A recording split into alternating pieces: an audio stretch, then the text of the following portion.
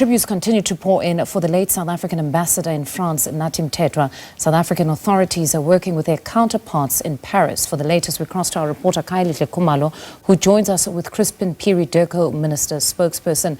Good afternoon, Khayelihle. It's over to you.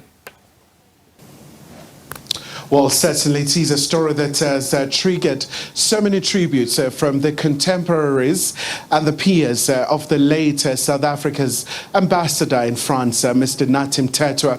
We saw that heavy delegation from the ANC, including the likes of Dr. Nkosazana Dlamini Zuma and also the ANC convener, Mr. Jeff Radebe in KwaZulu-Natal, really just going to Kwambonambi to pay homage to Mr. Mthethwa. So there's quite a lot of processes that are still outstanding prior to the repatriation of Ambassador Mthethwa. But really to gauge and also just to look at the latest, we're joined by Mr. Phiri with, of course, the Ministerial's office, the spokesperson for Minister Lamola. So once again, Mr. Phiri, now let's look at the latest from Paris.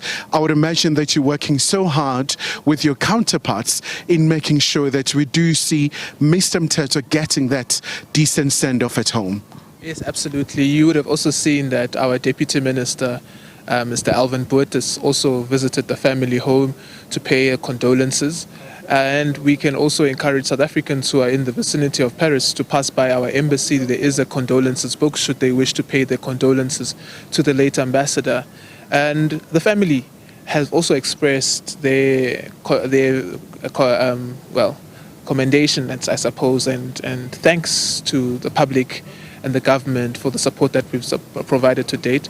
I think a number of details moving forward, Kaya, will be provided by the family. They do have representatives in Paris currently that are also interfacing with the French authorities, and there would be some information that we think we would take guidance from them how to relay this to the public. Of course, we are working quite closely with them and consulting with them quite extensively on a number of issues. Once we are in a position to repatriate the former ambassador, we will then also communicate around issues of the memorial service and a number of other activities around the final journey of the late ambassador. And just once again, Mr. Phiri, obviously we know the ambassadors guided by the Vienna Convention. There's quite a lot of processes in terms of movement from the hosting country to the country of origin in terms of the protocols that must be followed in this regard. Yes, absolutely, and we do intend to follow the Vienna Convention to the latter. But the processes that would apply now would be primarily around the Department of Health, because they would then assist on how you, we call it importing the mortal remains of somebody. So the Department of Health would provide some comprehensive guidance, which our mission in Paris is well acquainted with, so they'll be able to comply with those. And I would imagine that you have received good cooperation from France, one of your key trading partners in South Africa. Yes, we do want to thank the French government. They have been very, very cooperative, very, very supportive towards us during this very, very difficult moment. And the French authorities, who are also engaging the family, have been extremely professional and also have been very courteous towards the family, providing the necessary information that the family needs at this point, and also updating them on how far the investigation is, and even providing an estimated time to which they think that the investigation will be concluded. So you could see that these are people who are really determined to do everything possible to bring this matter to finality. Mr. Phiri, before we let you go, another very burning issue around the South Africans who were part of the flotilla, the humanitarian flotilla that went to Gaza, the loss of vessels. A number of South Africans are concerned. Any word from your diplomatic mission in Jordan in terms of making sure that they are released and eventually they do get back home as well?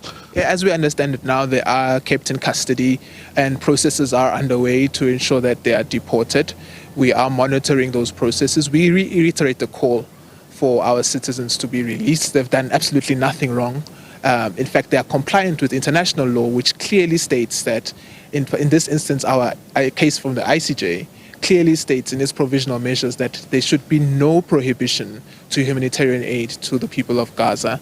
And this civilian-led initiative sought to do exactly that, to ensure that these the people in Gaza are not prevented from getting humanitarian aid. And as we have seen over the years, years and even months, food is being used as a tool of starvation in this instance. And that's something that is of immense concern to the international community as a whole. But we do reiterate that our citizens must be released, and we do understand that there are processes underway, and we're closely monitoring those processes.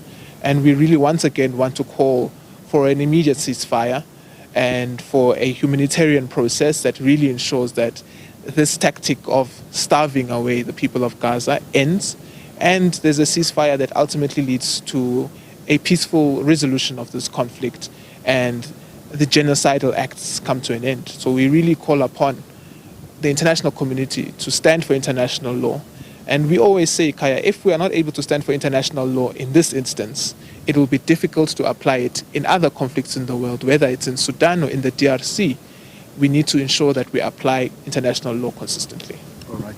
Mr. Phiri, thank you so much for your time. Of course, really speaking on behalf of the Minister of International Relations and Cooperation, Minister Ronald Lamola. Mr. Phiri there, talking about the very critical issue surrounding those activists, including some South African nationals who are held by Israeli authorities. So with that, back to you in studio.